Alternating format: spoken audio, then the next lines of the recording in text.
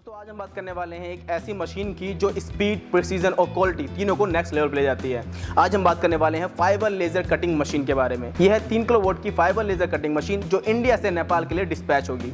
आज हम बात करेंगे इस मशीन के अंदर कौन कौन से कॉन्फ़िगरेशन हैं, किस क्वालिटी के इसमें पार्ट यूज़ हो रहे हैं। मैं आपको बता दूं कि इस मशीन के अंदर जो कटिंग हेड लगा हुआ है वो एक नए मॉडल में लगा हुआ है, एक एडवांस टेक्नोलॉजी का लगा हुआ है। हम बात करने वाले हैं इस मशीन के अंदर कौन सा कटिंग हेड है जो इतना एडवांस है। हम बात करेंगे इसमें जो कंट्रोल पैनल है वो कैसे काम करता है। आज की ये वीडियो बहुत ज़्यादा इन्फॉर्मेटिव होने वाली है, आपको एक नई इन्फॉर्मेशन मिलने वाली है, तो इस वीडियो को बिना स्किप करे पूरा देखना। दोस्तों सबसे पहले हम लोग जानते हैं कि इस मशीन के अंदर जो कटिंग हेड हो रहा है वो कौन सा कटिंग हेड यूज़ हो रहा है। तो इस मशीन के अंदर आप देख सकते हैं एक नए मॉडल का कटिंग हेड यूज़ हो रहा है। ये है बोशी का कटिंग हेड।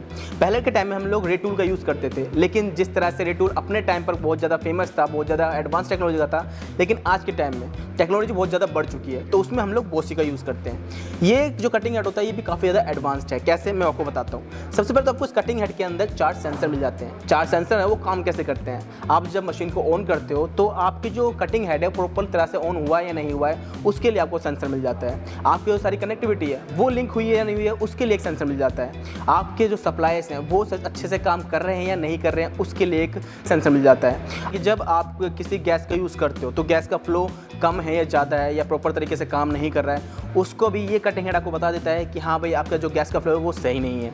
इसके बाद इसमें आपको किस तरह की दिक्कत आती है तो ये कटिंग हेड आपको सेंसर बता देता है, यानी अलार्म बता देता है कि आपकी मशीन में किस तरह की दिक्कत आ रही है। तो इस तरह से इसके चारों सेंसर काम करते हैं। इसके बाद बात करूँ इसकी एक और क्वालिटी की, तो इसमें आप नीचे जो एरिया देख रहे हैं नोजल का ऊपर वाला एरिया, ये जो एरिया होता है ये काफ़ी खास है, क्योंकि अगर आप इस मशीन से कटिंग कर रहे हो और आपके मशीन में ये कटिंग हेड लगा हुआ है तो हो सकता है आपकी जो शीट है वो एकदम से उठ जाए जिससे आपका कटिंग हेड उससे टकरा जाए। अब टकराने के बाद नॉर्मली जो कटिंग हेड होते थे उसमें क्या होता था वो टूट जाता था, खराब हो जाता था।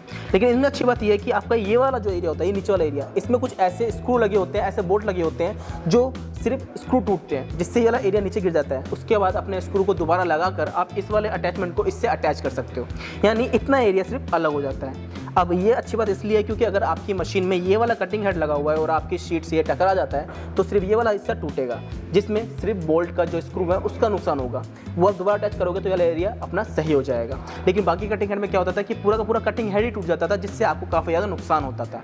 इसमें ये नुकसान आपका काफ़ी ज़्यादा बच जाता है। इसके बाद बात करते हैं हम लोग इसके पावर सप्लाई की। आप देख सकते हैं यहाँ पे सिर्फ एक ही केबल लगी हुई है। बाकी कटिंग हेड में 2 केबल लगी होती थी, जो एक रिसीवर का काम करता था, इनकोडर का काम करता था, लेकिन इसमें एक ही केबल लगी हुई है, यानी पूरी तरह से इसका जो केबल है वो कम हो जाता है, एरिया कम हो जाता है। इसके बाद आपको एक वाटर आउटलेट इनलेट मिल जाता है। इसके बाद बात करते हैं इसके अंदर जो कैपेसिटिव सेंसर होता है जो मेटल को डिटेक्ट करता है। रियल टूल के जो कटिंग हेड होता है उसमें अलग से दिखाया जाता था, उसका एरिया अलग से आता था, लेकिन इस कटिंग हेड के अंदर वो इनबिल्ट होता है। कटिंग हेड के बाद बात करते हैं हम लोग दोस्तों इसके बेड स्ट्रक्चर की। अब जो बेड होते हैं वो 3 तरह के आते हैं, hollow pipe bed, sheet plus pipe bed और फुल्ली शीटेड बेड। तो जो हमारे कस्टमर है उन्होंने प्रेफर किया था कि उनको फुल्ली शीट बेड चाहिए। इससे क्या होता है जो हमारा मशीन होती है इसकी जो वाइब्रेशन होता है वो बहुत ज़्यादा खत्म हो जाती है, इसमें इसकी जो मजबूती है वो ज़्यादा मिलती है, काफ़ी ज़्यादा लंबी मशीन चलती है।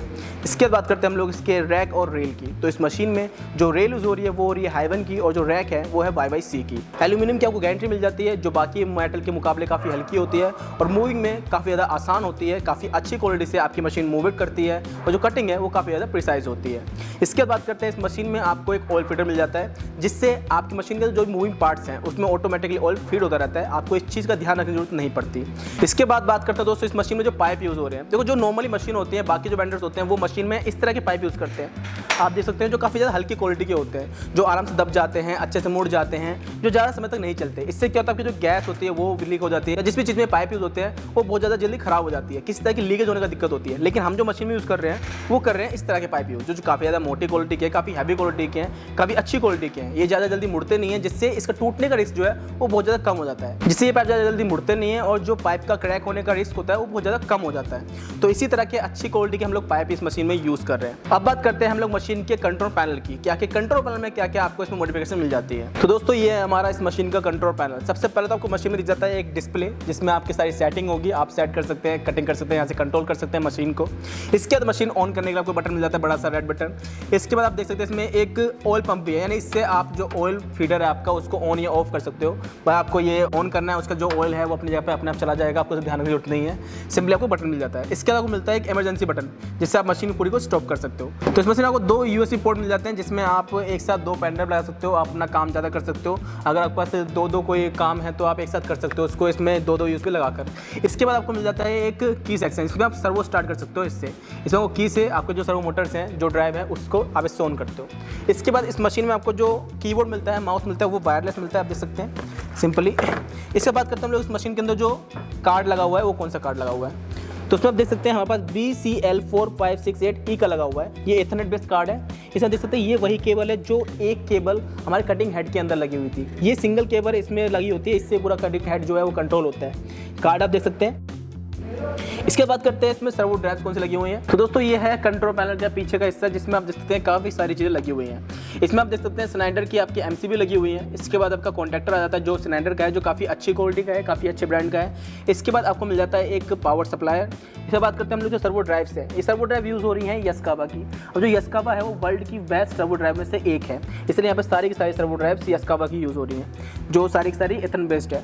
इसके बाद करते हैं हम लोग नीचे आपको एक ट्रांसफॉर्मर मिल जाता है। ये सर्वो ट्रांसफॉर्मर है, ये काफ़ी मशीनों को नहीं मिलता है, लेकिन हम लोग इसमें ला के दे रहे हैं क्योंकि इस तरह की कॉन्फ़िगरेशन करवाई थी कस्टमर ने हमारे। इसमें को फैन मिल जाते हैं जो इसका जो गर्मी होती है उसको बाहर निकालेंगे। तो ये हमारा कंट्रोल पैनल है पूरा, आप देख सकते हैं काफ़ी अच्छी क्वालिटी में बना हुआ है, काफ़ी अच्छे ब्रांड के इसमें जो पार्ट्स हैं वो यूज़ हो रहे हैं, काफ़ी हैवी क्वालिटी के यूज़ हो रहे हैं। तो दोस्तों ये था इस मशीन का कंट्रोल पैनल। अब बात करते हैं इस मशीन के वर्किंग एरिया की, इसके बेड की। तो इसमें आपको जो बेड मिलता है, जो कटिंग एरिया मिलता है, वो मिलता है आपको 5x10 का। इसके बाद बात करते हैं हम लोग मशीन में आके सोर्स कौन सा यूज़ हो रहा है। तो सबसे इंपॉर्टेंट बात वही थी कि सोर्स जो है वो यूज़ हो रहा है हमारा मैक्स फोटोनिक्स का, जो 3 किलोवाट का है। मैंने आपको स्टार्टिंग में कहा था ये जो मशीन है ये है 3 किलोवाट की फाइबर लेज़र कटिंग मशीन। तो ये सारी जानकारी थी इस फाइबर लेज़र कटिंग मशीन की। अब बात करते हैं कि आखिर अगर आप कोई मशीन लेनी हो तो आप कैसे कॉन्टैक्ट कर सकते हो। स्क्रीन पर जो नंबर आ रहा है आप उस पर कॉन्टैक्ट कर सकते हो, हमारी टीम से कॉन्टैक्ट कर सकते हो, हमसे बात कर सकते हो मशीन के बारे में जानने के लिए, मशीन खरीदने के लिए। किसी तरह का सवाल है तो आप पूछने के लिए वैसे आप कमेंट बॉक्स में भी पूछ सकते हो। वीडियो अच्छी लगे वीडियो को लाइक कर देना, चैनल को सब्सक्राइब कर लेना इस तरह की और वीडियोज़ के लिए।